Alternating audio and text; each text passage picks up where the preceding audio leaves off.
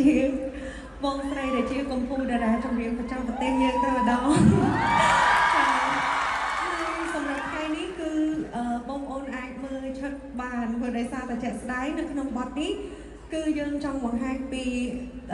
គេហៅថាបុរាណលីសម័យអញ្ចឹងបែបសហសម័យអញ្ចឹងហើយគោលដៅរបស់យើងបានន័យថាតាមពិតទៅវប្បធម៌អរិយធម៌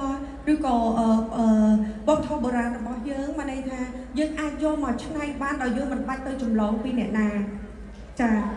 អញ្ចឹងហើយថ្ងៃនេះនាងខ្ញុំពិតជាមានកិត្តិយសមែនទែនហើយនាទីនេះដែរនាងខ្ញុំក៏សូមទុកជូនបងស្រីបន្តទៀតអរគុណបងអរគុណដល់បងស្រីទេពព្រឹក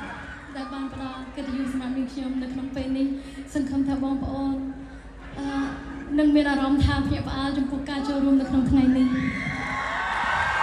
ហើយសម្រាប់នាងខ្ញុំពិតជារីករាយ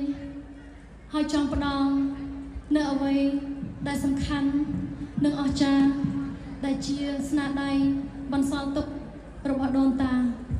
យើងអាចយកមកកែច្នៃយកមកបន្ថែមយកមកធ្វើឲ្យកាន់តែល្អនិងកាន់តែមានអ្វីក្នុងការទស្សនាលាយបញ្ចូលគ្នាដូច្នេះនៅក្នុងពេលនេះ